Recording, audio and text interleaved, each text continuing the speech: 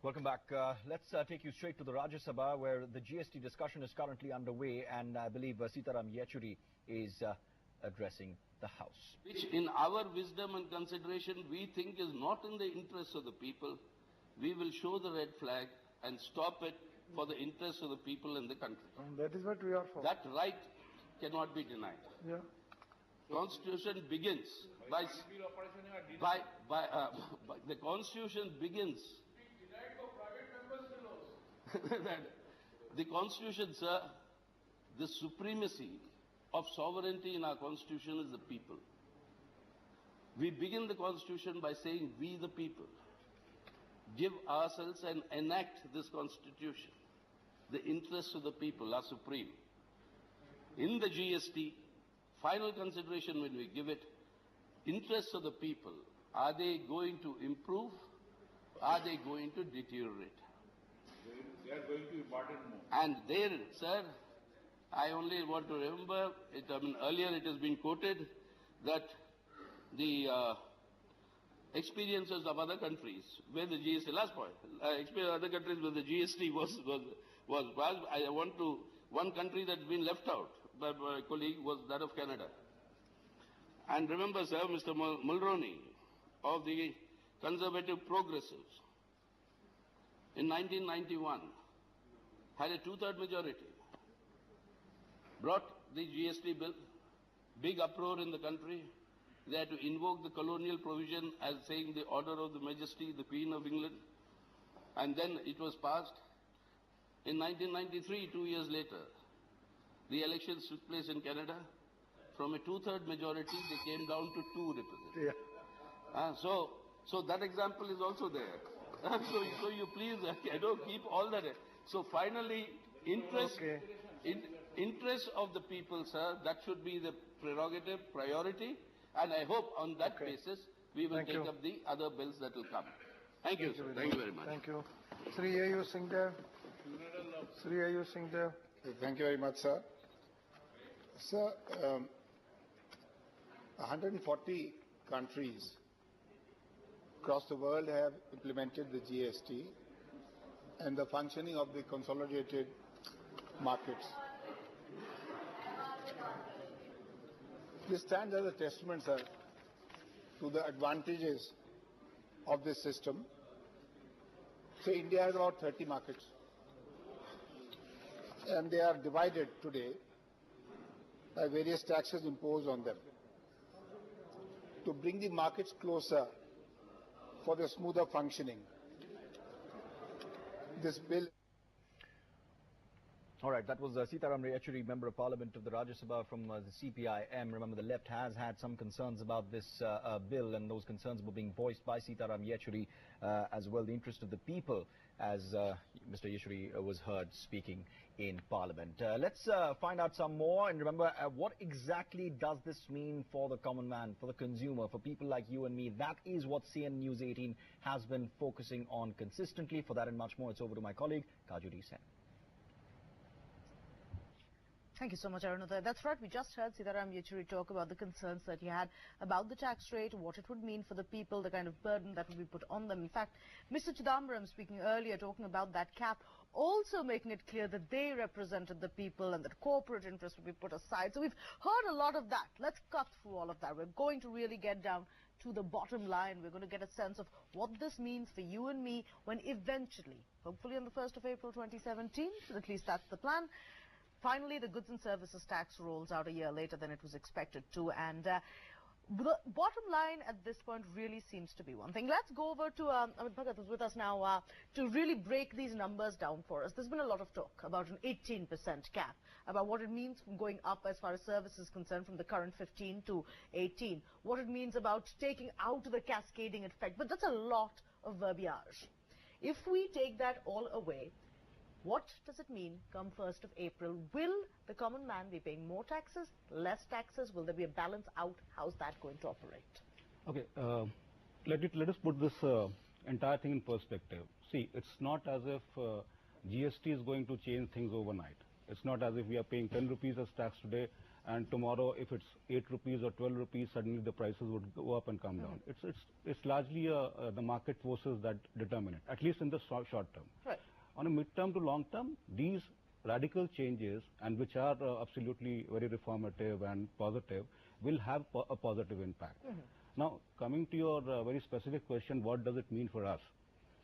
So, like I said, it is not going to change our lives drastically. What will happen is that these things have a percolating effect over a period of time. You mentioned that services, the tax on services, GST on services would go up. Now, let's look at it. From 15 moving to 18, assuming that the rate is 18, it could be lower, certainly not higher in terms of the political situation, circumstance that we have. So, but then there are certain efficiencies which would also creep in. Right. That's a positive thing. So the net impact is not going to be 3%. There'll be a lot of cushioning because of the efficiencies in the system, because of more credits being available. Earlier, you did not have a VAT credit into the service sector. So all those efficiencies will ultimately may cushion the effect. There would be a marginal increase, of course, but then look at it holistically. Certainly, the prices of goods are going to come down. Manufacturing sector is certainly going to benefit from it. The states will have more revenue. There's an overall economic resurgence. And this is all linked to various policy initiatives like Make in India, which will create more employment. So ultimately, the consumer, better infrastructure being created. So ultimately, we will have the benefit, and which will come in the long run. Okay, we've also got joining us on this particular discussion, partner of BMR and Associates, Mahesh Jaising. Thank you, Mahesh Jaising, for joining us on this GST classroom. We were just putting the question to Mr. Bhagat. Let me put it to you as well, which is right now, in the short term, there is going to be problems. I think we can all accept that. There are going to be a lot, even Mr. Jaitley admitting to teething troubles, admitting to the possibility of inflation, at least for the next 1 to 2 years after GST is rolled out. Would you say that's accurate? Yes, I think so. I think there are two parts to the short-term problem. One is for companies to gear themselves up. I think we're going to park that aside because the focus is on the inflationary impact and pricing. Yes, in the first few years, by the time companies really understand the nitty-gritties, that's one aspect. The other is from a pricing perspective. I would expect that the pricing of goods should come down because as things stand today, you have an excise duty of about 12.5% and a VAT of 14.5%. So 12.5% that applies on a factory price works out to 9-odd%. So a total of 23.5% is what you and I pay as consumers when, say, we go and buy a refrigerator, we buy a toothpaste, right from basic needs to higher end value products. If the rate is going to come down to 18%, even in the near term, we can expect that our spends with respect to goods should over time come back. It's not going to work so scientifically correct that it's going to drop in exactly 5 percentile because even the companies will need to rejig their pricing. But I would think in the short term, as far as products are concerned, it's a welcome change that we can expect as consumers. You know, one of the things which Mr. Bhagat has come up in the discussion around GST has been what happens when it comes to interstate taxes, and we've seen this become a very heated issue when it comes to particularly high manufacturing states. It's become a political issue as well as an economic one. Do you feel that the removal of the 1%, which was the very contentious 1%, was really the way to go?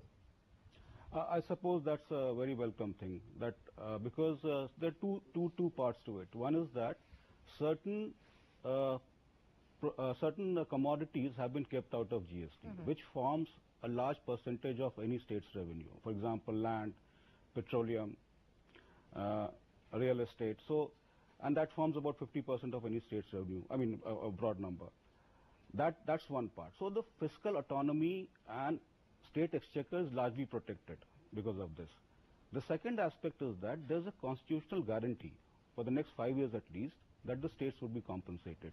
So there was no rationale really to insist on this 1% tax, which not only creates complications in terms of administering and complying with it, it was not required at all. And I think wisdom has prevailed, and there's a large consensus that it should be removed, except for one state probably which is still insisting on it. Right. Now, we'll continue discussing this, but first let's take a look at what Arun Jaitley had to say as he started off that discussion in the Rajya Sabha on the constitutional amendments to the GST. extremely important that before a bill of this kind which brings about a major change is concerned, there is a political consensus built up to the extent that it is possible. There has been a large consensus building which has taken place, which is absolutely necessary in a bill of this kind for the simple reason that a bill, legislation of this kind can't be based on partisan considerations. Almost every major political party in the country is a part of the power structure in some part of the country or the other, or at least it is likely to be.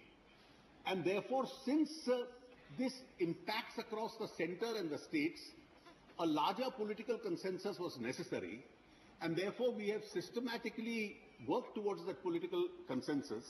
The Empowered Committee had suggested certain guiding principles for itself. And one of the two guiding principles were that the rate of the taxation as it is leviable today, with the implementation of the GST, will gradually come down from its present level so that it is more citizen friendly. So that's the first step that they had suggested. The second was that the taxation should be adequate enough to maintain the present levels of taxation and to make sure that the central and the state governments are able to discharge their duties and obligations to the fullest with the amounts that they collect.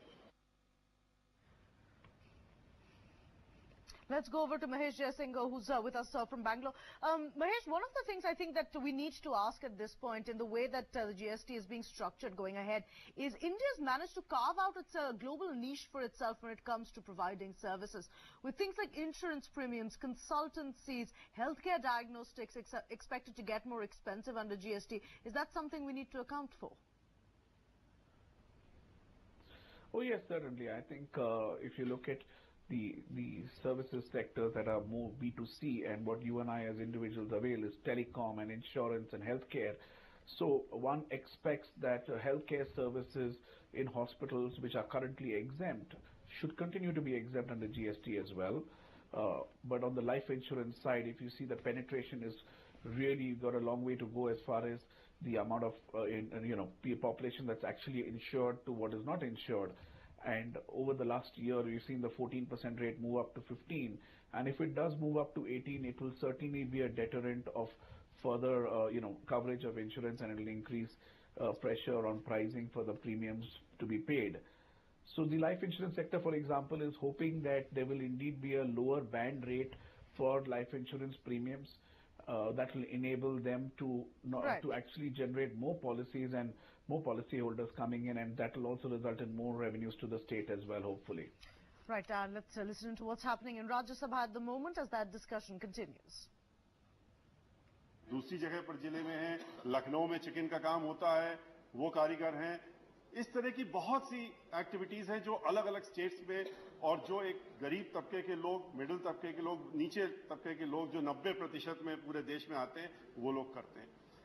और उनके संबंध में या उनको उत्साहित करने के लिए एक स्टेट के लॉज बनते हैं, अलग अलग स्टेट्स में इस तरीके से है, जो कि उनको टैक्स में बेनिफिट देने के लिए कि अगर सेल्स टैक्स लग रहा था तो एक ट्रेड टैक्स लगता था, तो उनके में कम लगे और दूसरी चीज में ज्यादा लगे, जो कि दे सकते हैं। लेकिन अब जब ये कॉन्स्टिट्यूशनल अमेंडमेंट के बाद इसमें जो प्रोविजन किया गया है, इसमें कहा गया है कि goods and services tax council बनेगी। Goods and Services Council has been given wide powers. It has been given the power that it will in fact decide the capping. It will decide what would be the minimum, what would be the maximum. It will not only decide about the maximum, it will also decide about the minimum. So therefore, the power of the state in respect to various items which the state used to make the laws on its own, changing it according to the requirements of the state and of the persons concerned that different state, is taken away, and now it goes through the State Council. Now it is... Now, we've been discussing what GST could mean for you, but in the current political climate, the balancing act which is going on in that debate playing out in the Rajya Sabha at the moment is, of course, also very, very interesting. Let's go over to our reporter Atish, who joins us now for more on that element.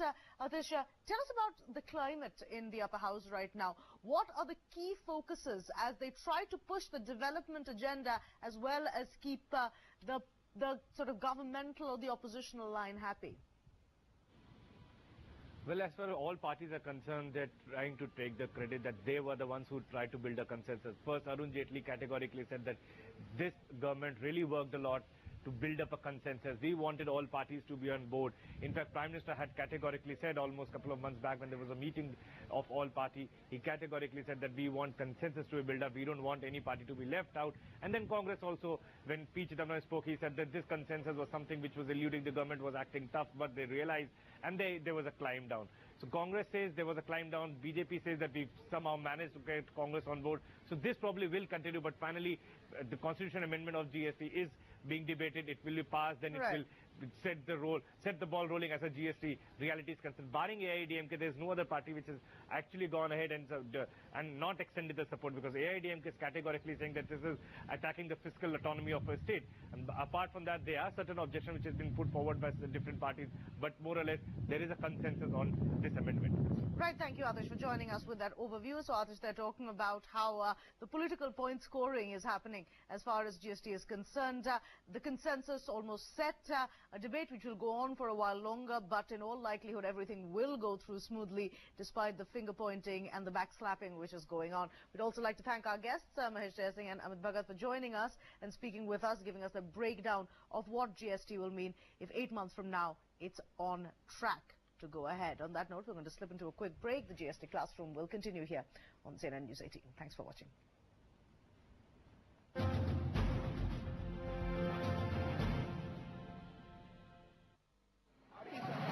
A legislation stuck for over a decade, all set to become reality. In the Independence Day month, is this the biggest game-changer reform of the Modi government? Catch all the latest from Parliament as our team of experts and reporters get what the goods and services tax actually means for you. Special coverage through the day, only on CNN News 18.